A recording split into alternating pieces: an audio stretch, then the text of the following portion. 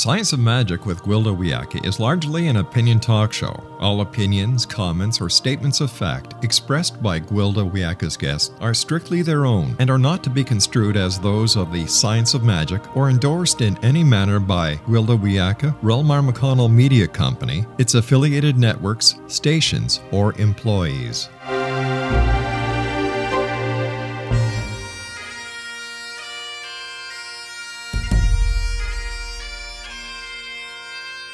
Welcome to the Science of Magic with Gwilda Wiyaka, a program dedicated to uncovering the unified nature of reality and humanity's ever-evolving place as truly galactic beings. For more information on the Science of Magic with Gwilda Wiyaka, visit us online at www.thescienceofmagic.net.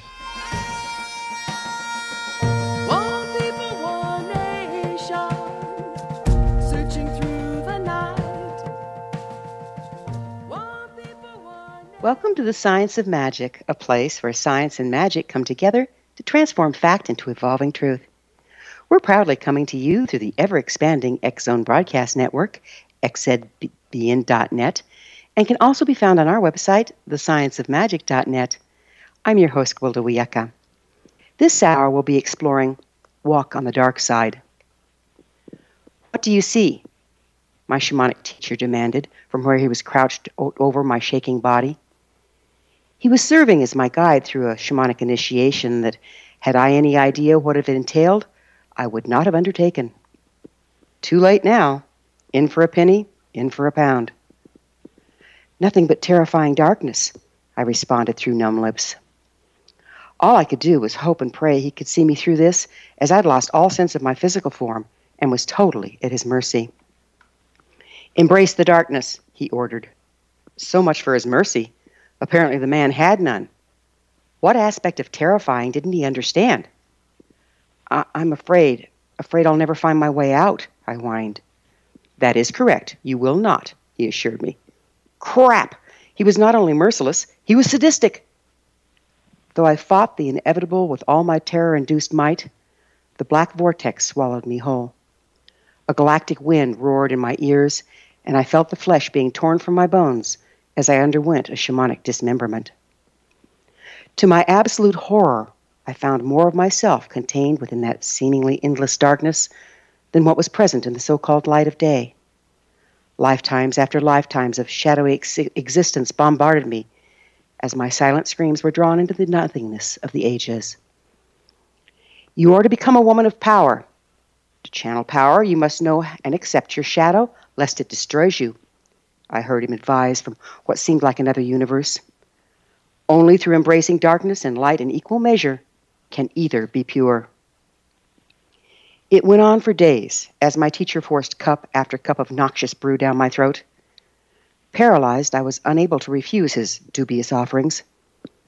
I encountered a horrifyingly beautiful, bejeweled praying mantis that stood over me, towering several stories high. Who are you? I asked in awe, as it regarded me with wildly shifting, faceted eyes of unearthly colors. I am you, it responded in a booming, ethereal voice. Though I didn't understand how it could be so, I knew this to be true. From angels to demons and all places in between, I saw many human and not so human aspects of myself. I came to know all is truly one, separation and illusion. If we hide in shame, judge against any aspect of ourselves, and shove it into denial, we become unstable and capable of doing irreparable harm while believing our actions pure. True evil is simply separation from the whole. Anyone declaring another as evil is actually projecting their own denials outward. I was terrified of the dark power I found within, yet learned to fear the polarized light power more. I was shown how the imbalance was destroying our world. While we've been conditioned to fear the darkness, we're blinded by a luciferic light that threatens to abolish us and all we hold dear. In those days and nights of my initiation, I came to truly understand the words of fool's crow. I saw more than I understood, and I understood more than I can say. Finally, I found myself free-floating, weightless in the luminescent darkness, with no will or sense of self. Eventually, the roaring in my ears subsided, and I re-entered ordinary reality under a starlit sky. As my vision cleared, I was gazing into the campfire from a blanket where I lay on the ground. My teacher sat in the dirt on the other side of the fire. His dark, knowing eyes, reflecting the fire, glowed with an unearthly light. As he'd predicted, I did not return. I lost my identity and my humanness. I've never related to life the same. I now coexist between worlds, ever changed. Our guest this hour is John Luke Edwards. He's a doctor of both transpersonal and psychology and parapsychology, and has studied and apprenticed with many psychology and shamanic teachers. After this commercial break, I'll introduce John Luke, and together we'll explore shamanic awakenings and the eyes of the dark hunter. So don't go away. You're listening to The Science of Magic. Prior innovative episodes can always be found on our website, thescienceofmagic.net. The Science of Magic is produced by Relmar McConnell Media Company, Hamilton, Ontario, Canada.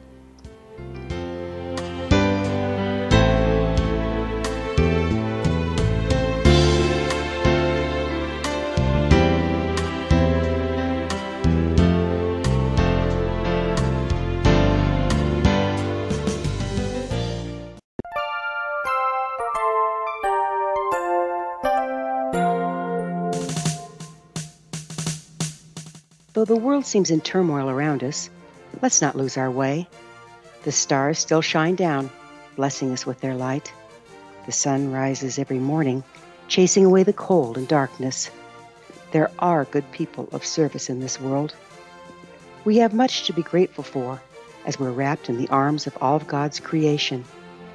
This is Gwilda Wiyaka, host of the Science of Magic Radio, wishing you and yours a very Merry Christmas. I hope your holiday is filled with comfort and joy as you're surrounded by those you love. I'd like to thank all of you for being our loyal listeners on the X-Zone Broadcast Network and for joining us on this grand adventure called life. As the New Year's dawns, let us all stand in truth as we embrace peace.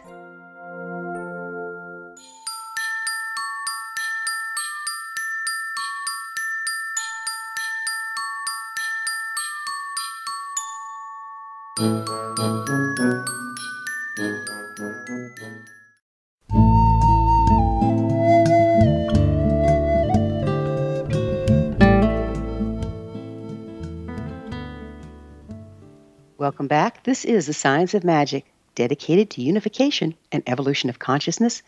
I'm your host, Gwilda Wiyaka. Our guest this hour is Jean-Luc Edwards, a doctor of both transpersonal psychology and parapsychology, who has studied and apprenticed with many psychological and shamanic teachers.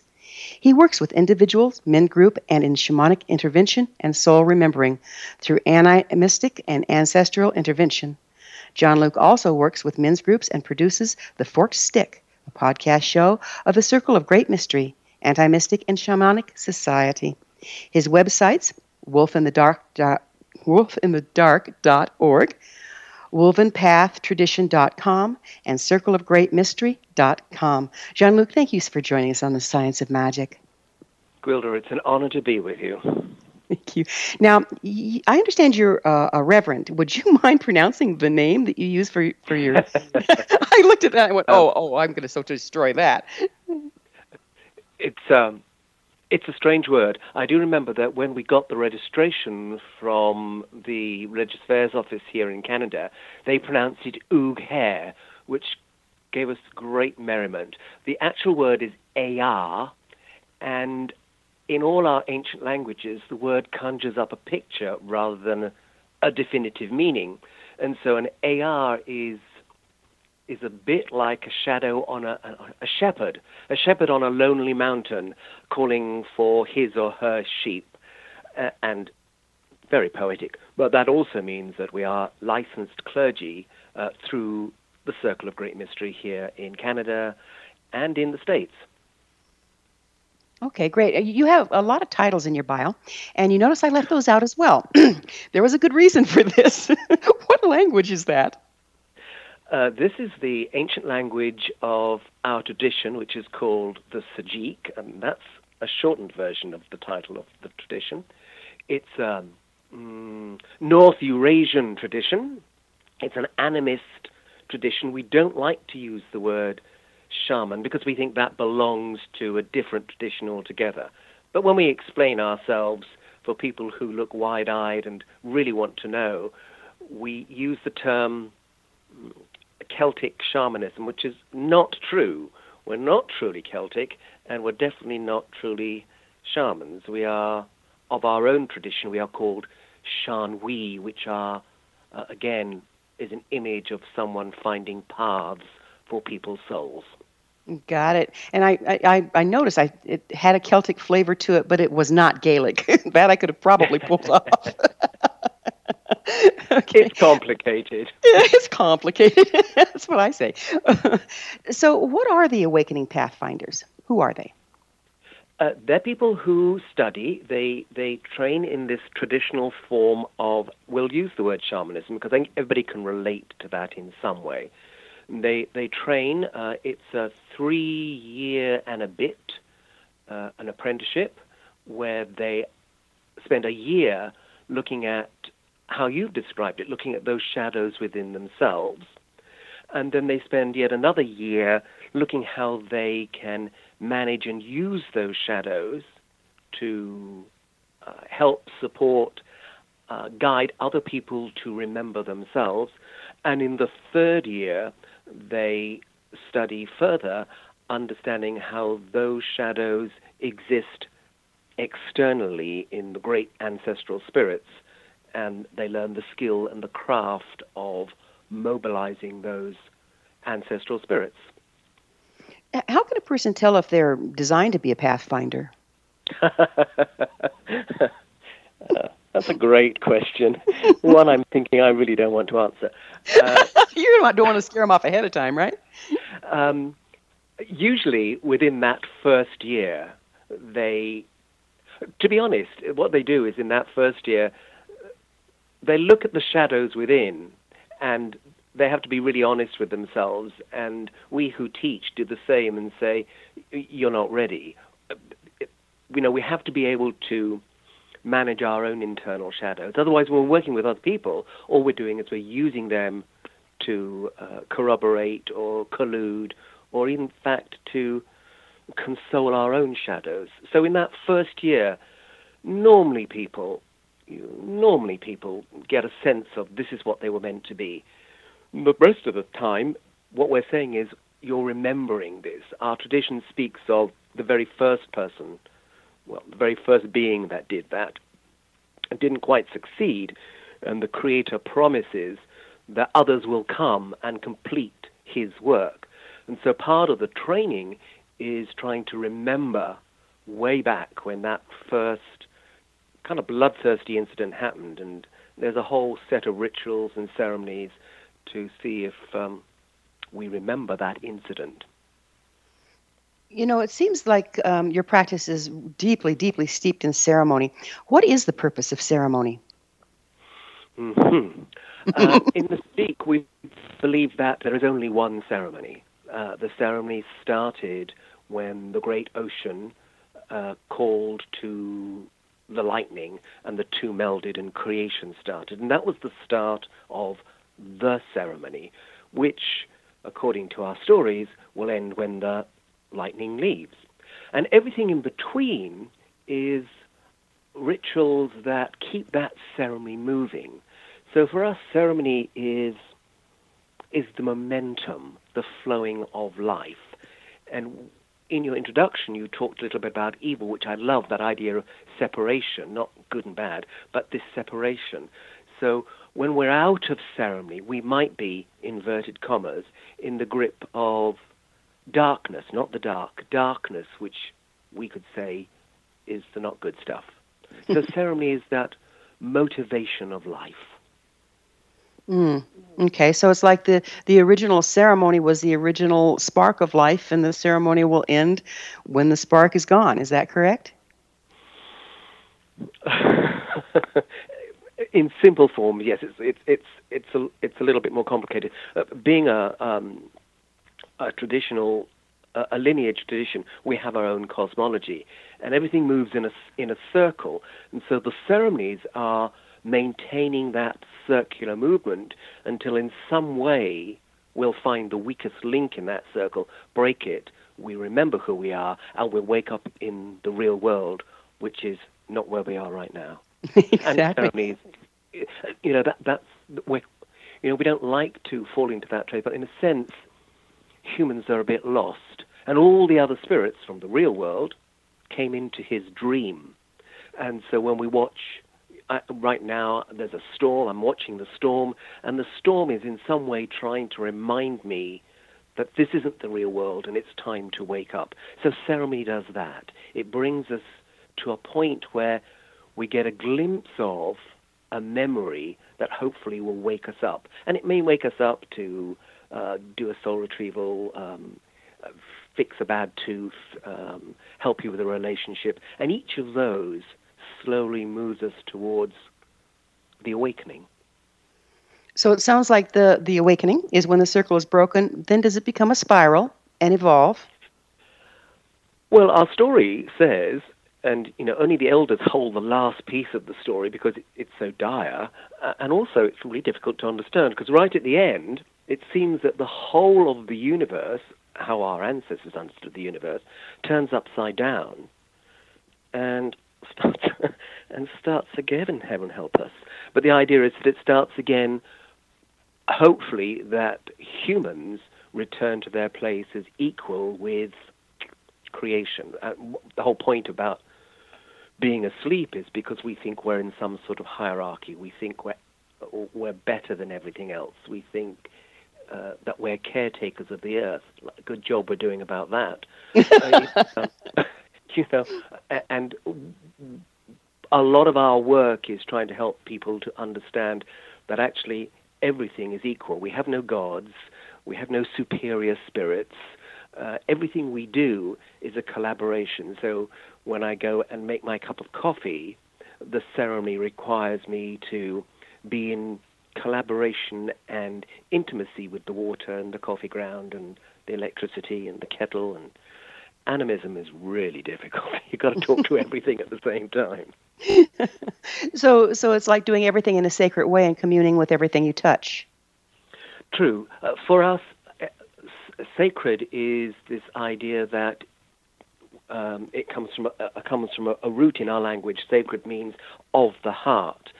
And a lot of our tradition talks about our hearts are closed. And when they're closed, they hide the fire of the great lightning that came. And the lightning is supposed to be revealed so that we can be one. And our hearts are closed. So sacred means the ability to, the opportunity to, the memory to open that heart and to try, and we're okay with try, we're not perfect, try and be one. I'm not sure it works terribly well when I put the kettle on and talk to the kettle. I don't feel very sacred when I'm having, yes I do. I drink my cup of coffee and I feel very sacred in the morning. There you go. There you go. It's, I've seen this, as you're speaking, symbols are popping into my mind, even as like the icons of the Sacred Heart of Jesus or the Sacred Heart of Mary. It's like all these traditions have been trying to get this concept across to us, haven't they? Absolutely. And you can find those same images about trying to break the heart open, in lots of the South American traditions, in the Hindu traditions. There's even a sect in Buddhist tradition where, and these are all very gruesome, and of course we've got used to this is all a metaphor. This is all about golden light. And it's not. A lot of our ancient rituals, which we know amongst ourselves, we just don't speak, really involved getting real hearts and chopping them open. And we do have ceremonies like that. We have a big ceremony once a year in the north of BC where people do, and they stand there with hearts in their hands. That not human hearts, if everybody's listening. And the initiation practice for our Pathfinders, they hold either a sheep's heart, it's usually a sheep's heart in their hand, and they make recompense to that heart as they break it open with their bare hands. We are pretty bloody at times. Sounds very graphic. And we make no apologies for that. Well, sometimes we have to get down into the graphic, into the tactile to really access the spiritual, don't we? And that's one of the things that we talk about in our tradition, that we don't do, we rarely do remote healing, or everything is done in group. It's physical. It's very intimate. And we're not afraid to say, and this is how our ancestors did it. You know, we don't have, sorry if I'm going to offend everybody, but this is Walk on the Dark. You know, we don't have blackcurrant juice at communion. If we did have such a ritual, we would use what was done in the very first time. We would use wine. Interesting. So you're taking it back to the as close as you can to the original practice. As written in the stories that we have a whole host of traditional stories, and anything that we're going to have to take a break and take up with stories on the other side. Jean-Luc and I will return to our discussion after this short break. We're coming to you through the land of leading-edge paranormal broadcasting, the X-Zone Broadcast Network. Don't miss our other fine shows and hosts on xzbn.net. You're listening to The Science of Magic, thescienceofmagic.net. I'm Gwilda Wiyaka. We will be back, so don't you go away.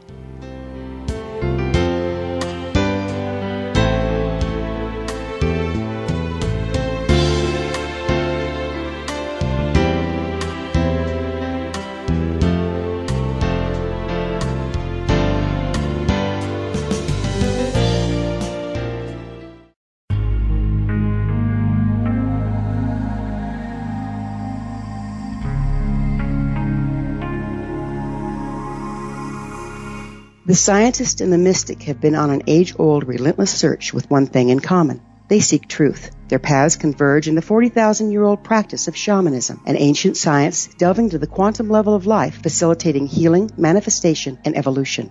I'm Gwilda Wiyaka, the founder and director of Path Home Shamanic Arts School, a unique Colorado State-certified occupational school, training shamanic practitioners and teachers. We also provide classes for empowering personal lives through shamanism. Our certification classes are in week-long segments enabling international participation, and online classes and long-distance shamanic healing sessions are available. Come discover the science of magic in the limitless world of shamanism. www.findyourpathhome.com.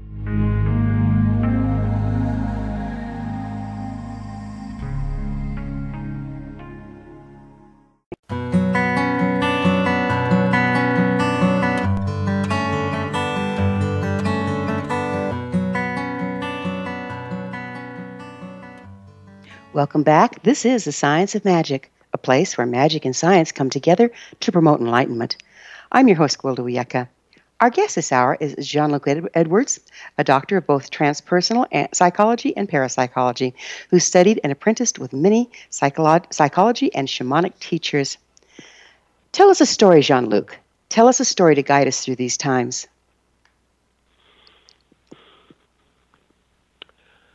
They say in our old stories that the first man, who is called Far, lived in harmony with the world. He saw everything in the world, whether it was a mountain or an animal or a bird or a river or a falling leaf. He saw all of those as himself and saw himself in all of those things. And the story says that this was the perfect time. This was the real time. This was the old time. But he's the only one. And there's a point in all our stories where the essence of being the only one seems to trigger a fear.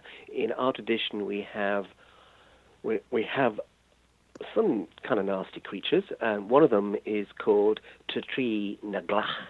And try saying that very quickly. The Tri Naglach is a three-headed demon, and he represents the three great fears: the fear of being alone, the fear of being different, and the fear of being abandoned.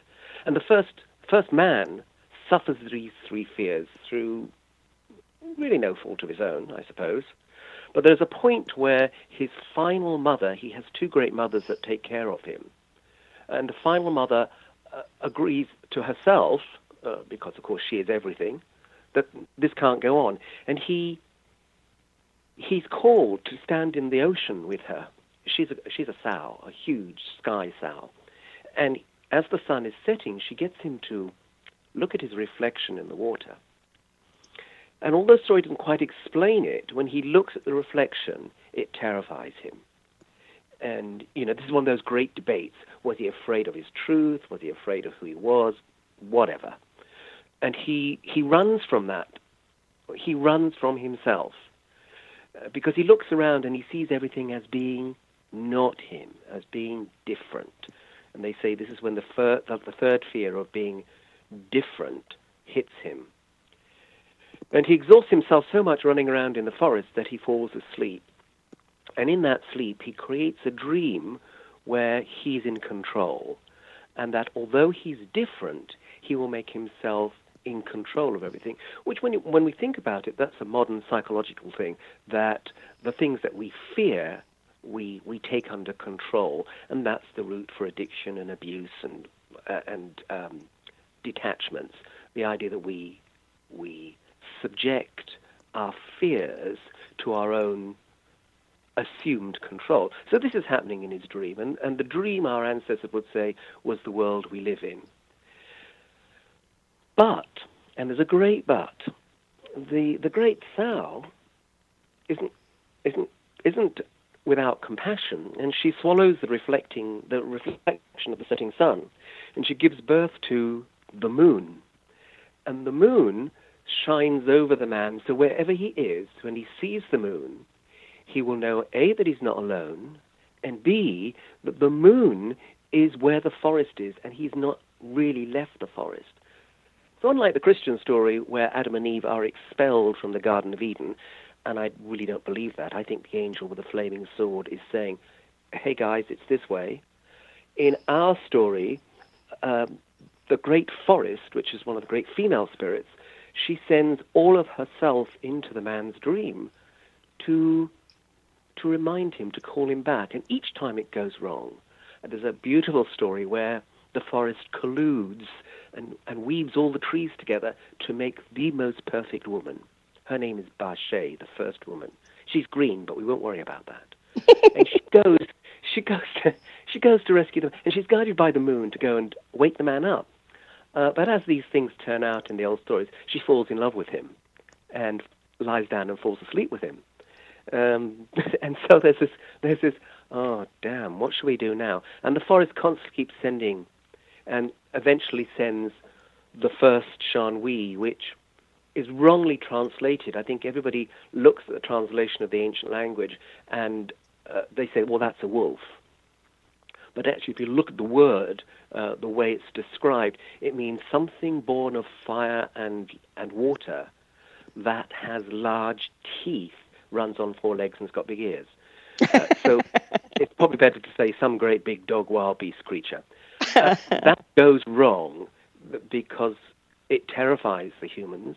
They kill it, and that's when the story about the Creator promises that everything will eventually. Our spirits, we're totemic animists, which means although the spirits appear vastly different and have completely different characters and may assume to be doing completely diverse things, in totemic shamanism, animism, they're all moving to the same direction, which is to bring the humans home. To enlightenment. All is not lost. And it sounds like your tradition, like the shamanic tradition, has a lot of fairly interesting initiations. Do you believe these initiations are designed to shatter the false identities we've embraced in order to become part of this artificial world? All our ceremonies, and we have so many, and we're not allowed to write them down because we're an oral tradition. They confront the false shadow.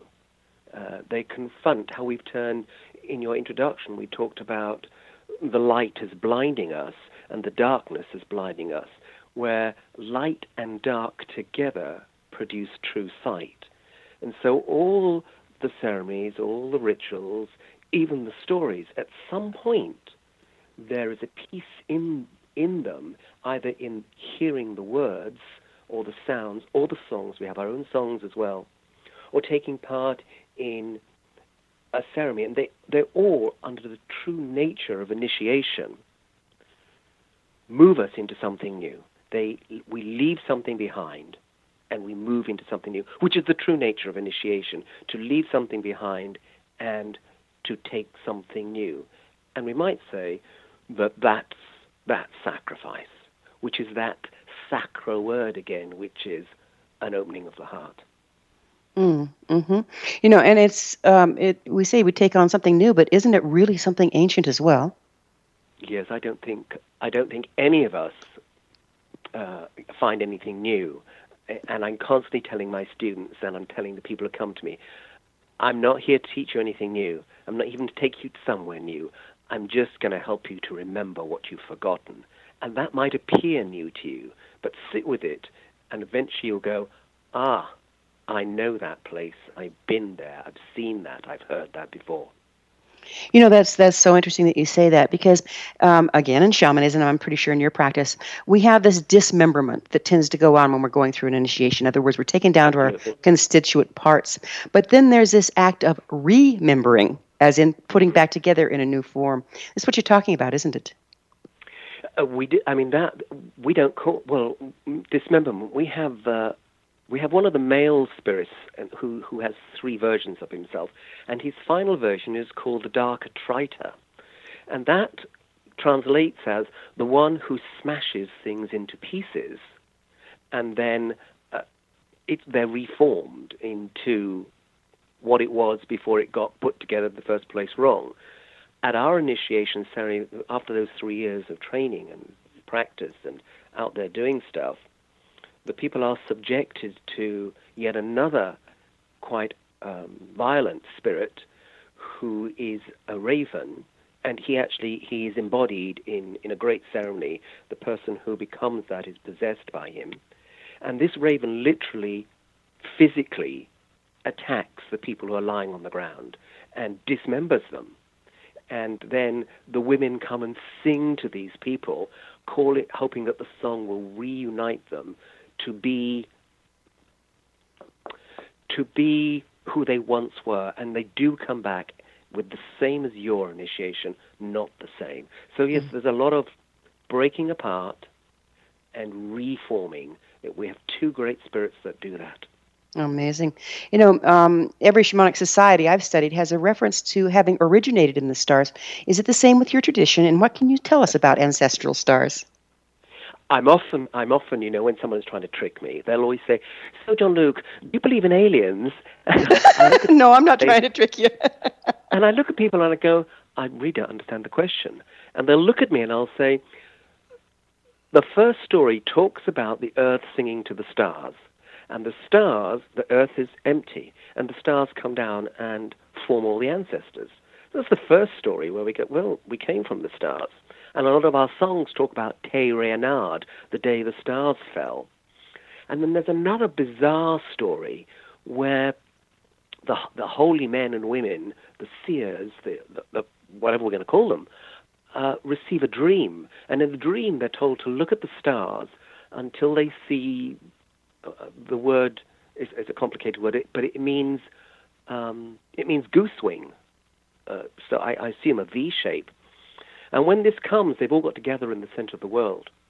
And when the goose wing comes and they see it, we have these huge giants. They're called the Ganai. And the giants are described as tall men and, tall beings with lights in their hair. And they come to teach us and guide us, and they teach us really practical skills and how to live together. So the notion of originating somewhere that's not on Earth, because the Earth originated equally in our stories by the union of the great ocean, which I assume is space, and lightning, which I assume is the energetic force that holds everything together, creates the Earth, who then calls to the ancestors to live in the stars, and that continues. And we have a beautiful birthing ritual where the men light fires and the women sing songs to the stars to encourage the baby to be born. It's an unbelievable ceremony. Being a mere man, I'm not allowed to watch, but I'm out there lighting the fires, smoke passing the scars and things like that. Wow, that's amazing. So is this an actual birthing ceremony when someone's giving birth? Oh yes. Oh, how fun! Fun! People think you should see our funeral ceremony. Our funeral ceremony, which is a 3-day ceremony, is doing the reverse. It's just a birth and reverse, where we take the person who has died. over 3 days we talk to them. We're telling them how to get home, and then we take them to the fire, and of course, lighting fires and burning your dead's not legal in most of the world, but we would take them and as they enter the oven, we're singing to them, saying, the stars are waiting in there, the fire's waiting in there. And so we do this.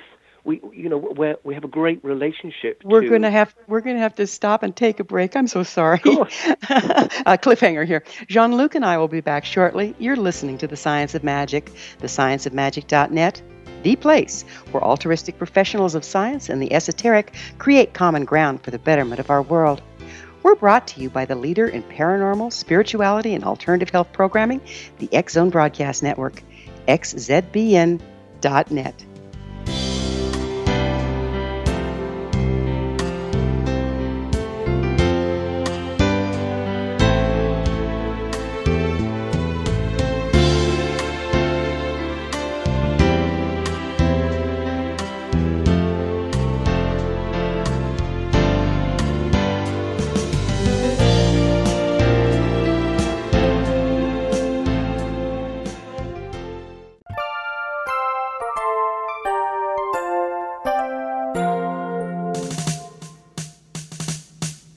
Though the world seems in turmoil around us, let's not lose our way.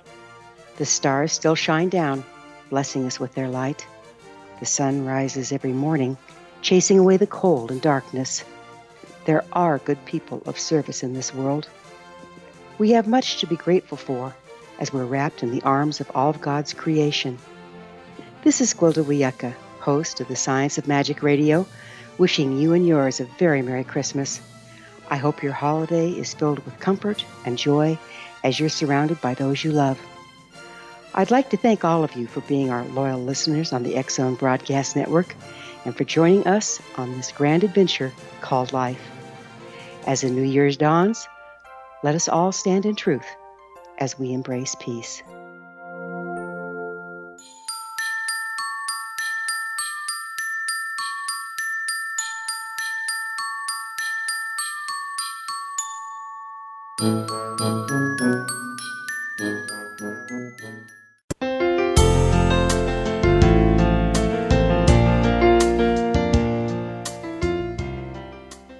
Welcome back. This is the Science of Magic, bringing together gifted people of service to the world. I'm your host, Gwilda Wiyaka. Our guest this hour is Jean-Luc Edwards, a doctor of both transpersonal psychology and parapsychology, who studied and apprenticed with many psychology and shamanic teachers. Jean-Luc, we were talking about birthing into life and birthing into death. And I think that that's one thing that we've lost in our modern day society is a very accurate and powerful way to steward our people in and steward our people out. And I think we're seeing a lot of detriment energetically as a result. Could you speak to this? It's a piece that I take very seriously. We set up an entire group just to look at this and work with that. Our own registered ministers take a separate training to work with these transitions that are what we've been talking about, these ceremonies that maintain this cycle, this circle. And we talked earlier about trying to break the weakest link so we'd wake up. But I think what we've done is we've ignored some of the links. And when we ignore them, we end up in a world where if we can't have our own way, we stamp our feet and make sure we can. And so we end up in a world where, and I mean this with great sympathy and blessings to everybody. I don't mean to offend people.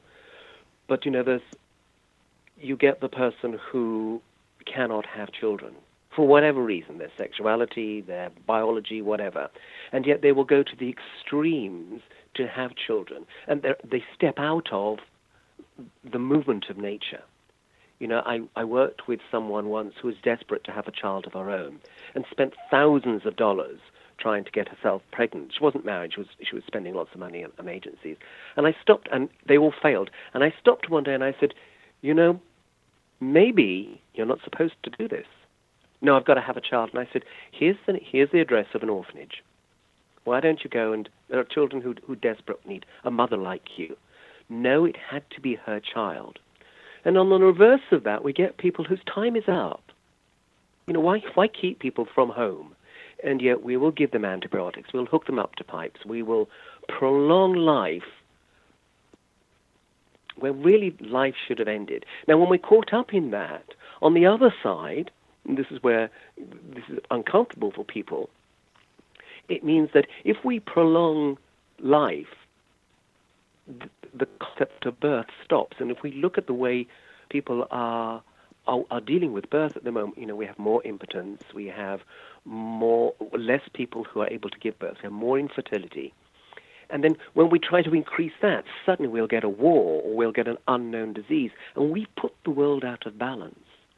And so understanding that birth and death are a natural, sacred and holy part of the little bit in between which we call life, and to celebrate that. And I think that's because we've fallen out of a concept of a spirituality that, you know, suggests that this is it. And, exactly. Yeah, exactly. So we are we've messed it up so badly that it's going to take a bit to get it back into balance. Well, Jonathan, before we get too far down the end of this episode, would you be so kind as to tell people where they can find your services and information on what you do? The best thing to do is you can contact me direct, wolfindark, one word, wolfindark, @icloud.com. You can email me there, and I will do my best to get back to you as soon as possible. For me personally, you can go to wolfindark.org. So it's exactly the same as the email address, except it's .org. You can get my website, and it'll tell you all about me, and it'll put you totally off, and you'll never speak to me again. Or you can go to wovenpathtradition.com. And that's all about the tradition. And on there, I actually speak some of the stories. And it tells you about our rituals. It tells you about our community.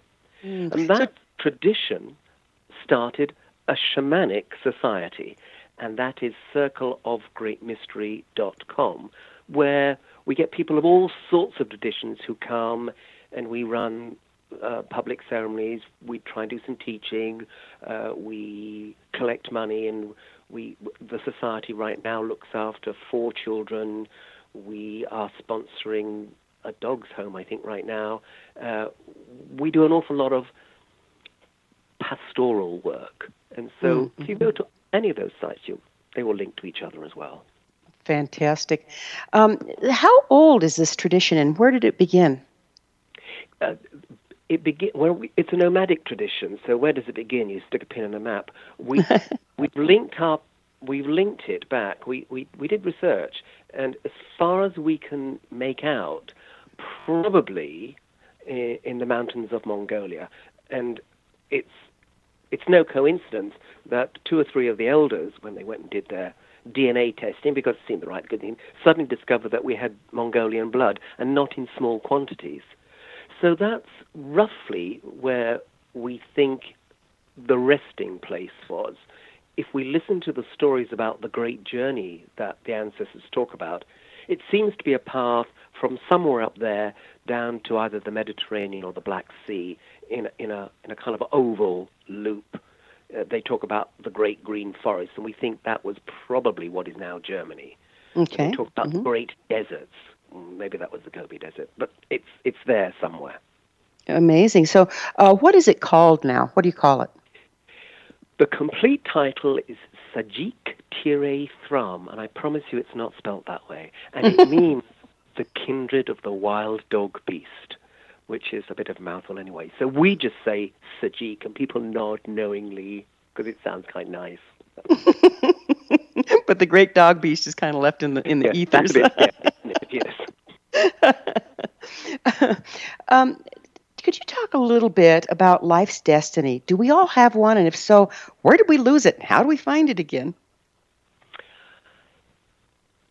Remember I spoke about the stars descending to Earth, and each of us takes that journey. And that journey begins by the stars singing to the Earth. And we imagine that our spirit is that star singing. The song, we can imagine, is what we might call the soul. And that song descends. Now, in that song, why we're coming to Earth is incorporated. It's all the knowledge of everything we're supposed to do is in that. The Earth hears this song, and she forms the perfect vessel to hold and allow that song to do its destiny. So a baby is born, one assumes, perfect song, perfect body. But of course it's born into a world which is full of shadows, full of the three fears, full of agendas, full of the screw-ups. And very quickly that fragile song colludes with the external. So, a child is born, and straight away it's, I bought you a football helmet. Poor child's just been born, and it's got a football, or it's got a doll, or it's given a name, or you're going to grow up to be a fireman. Great job, we need more firemen. But the idea that the child, in order to be accepted, to not be alone, takes on those shadows, and bit by bit the destiny gets forgotten. I don't think it ever gets lost. I don't think it ever gets completely taken from us. I think we just forget it. And all the ceremonies and rituals, watching the leaves falling, watching the rain falling, sitting on the bus next to that crazy person, why are they sitting next to me, are all the means why we're trying to remember that destiny. So it's, I'm a master drum builder in the Lakota way, and there's a little-known tradition of attuning the drum to the person's birth chord. And people think that's a sound, but it's a frequency, but it's not necessarily a sound. It's not the way this drum sounds. It's the way the frequency put off by the drum. And the whole point, and this is a shamanic drum, this isn't just a common man's drum, this is designed to remember the person to their original tone or what they came in with. Is this pretty much the same thing we're talking? It's almost exactly. I mean, we do make our own drums, but I was talking to someone else being interviewed, and I said we have this strange ritual where the person who, as best they can, so that will be the practitioner, that will be the Pathfinder or the elder, will call the song to them, and they will sing it, and they will sing it, and they will sing it, and they will sing it, and they'll go up to the person, and they will blow that song up the person's nose. And really, delightful. It really is that awful. And suddenly that person falls back and they sit up, and 8 times out of 10, they will have a song in their head, and suddenly they feel different. Now, do they go out and complete their destiny? One would love to say that, but they do change. And so this idea of tuning to a remembered destiny is prevalent in lots of traditions, not just ours, but that idea of tuning to the drum, tuning to the breath, tuning to the mountains, tuning to the wind is a remembering of, why did we come here? After all the elements are a part of us, and they can whisper the remembrance back at us, can't they? Yeah, it's really been wonderful working with you, Jean-Luc, and I thank you and your group for the services that they're providing in the world.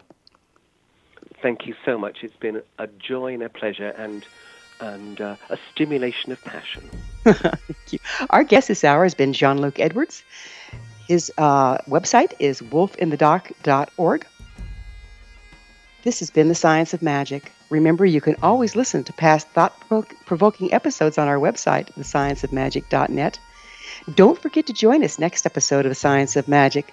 Until next time, dear ones, may you be blessed with knowledge and comforted with love as you take a walk on the dark side. One people, one nation, searching through the night. One people, one nation.